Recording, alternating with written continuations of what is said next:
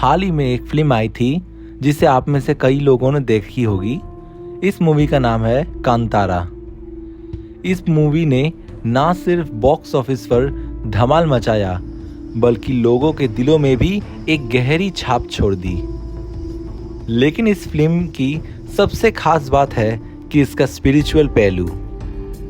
कई लोग इसे काल्पनिक मानते हैं, लेकिन दक्षिण भारत के कुछ क्षेत्रों के लोग इस बात को अच्छी तरह से जानते हैं कि ये सिर्फ कहानी नहीं बल्कि वहाँ की संस्कृति और परंपरा की जीती जागती सच्चाई है। फिल्म में जिन दो दिव्य शक्तियों का जिक्र किया है ये दोनों हैं पंजुली देव और गुलिका देव, जो असल में तुलुनाडु के लोगों के लिए बहुत पवित्र और महत्वपूर्ण है। पंजुली देव को एक युवा जंगली वरा यानी कि सुअर के रूप में पूजा जाता है। पंजुली शब्द तुलु भाषा से आया है जिसे कहा जाता है पंजिदा कुर्ले, जिसका अर्थ होता है युवा जंगली सुअर। ये रूप सीधा भगवान विष्णु के वरा अवतार से लिया गया है। ऐसा कहा जाता है कि धरती पर जब पहली बार खेती शुरू हुई तो जंगली सुअर खेतों को बर्बाद करने लगे। तब लोगों ने प्रार्थना की एक ऐसी शक्ति से जो उनकी फसलों की रक्षा करे, और तब प्रकट हुए पंजुली देव।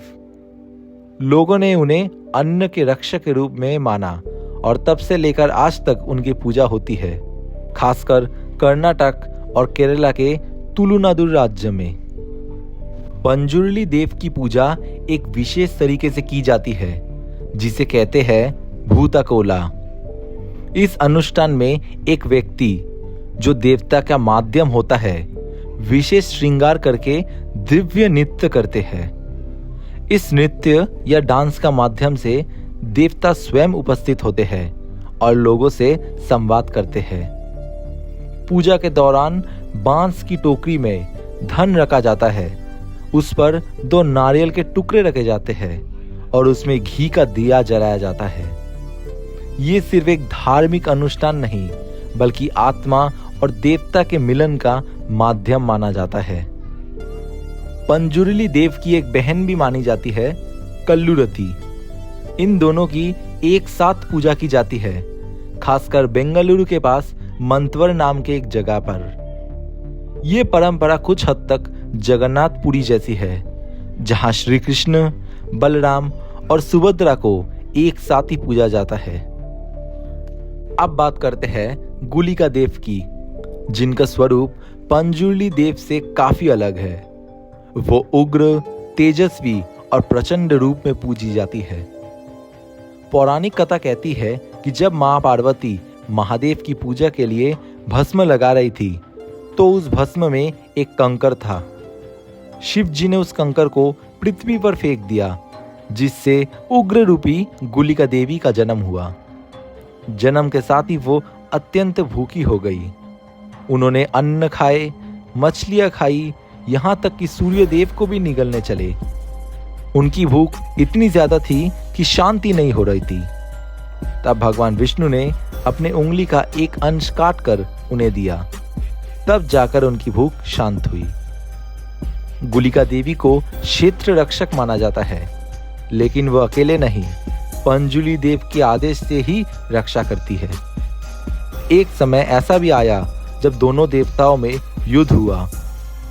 तब मां पार्वती ने हस्तक्षेप करके दोनों को ही रोका और गुलिका देव को आदेश दिया कि वो पंजुली देव के अधीन रहकर सबकी रक्षा करे। कांतारा फिल्म में भी जब पंजुली देव नायक के शरीर में प्रवेश करते हैं तो सबसे पहले भोजन मांगती है। ये दृश्य पौराणिक कथाओं से बिल्कुल मेल खाता है, क्योंकि उनकी उत्पत्ति भूख से ही जुड़ी है। तुलुनाडु के लोग मानते हैं कि जब भी कोई संकट आता है तो पंजुली देव और उनकी बहन कल्लुरती मार्गदर्शन देते हैं। लेकिन जब किसी समस्या का समाधान शक्ति से करना हो तो गुलिका देवी उस समस्या का समाधान करती है।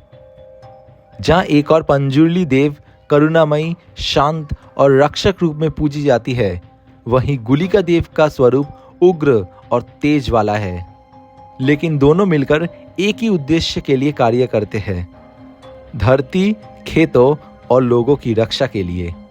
ये कोई लोक कथा नहीं, बल्कि तुलु समाज की जीवन संस्कृति है, जो आज भी पूरी श्रद्धा और विश्वास के साथ इन दिव्य शक्तियों की पूजा करती है। ऐसे और कहानियां सुनने के लिए चैनल को सब्सक्राइब कर ले। तब तक के लिए जय श्री कृष्ण।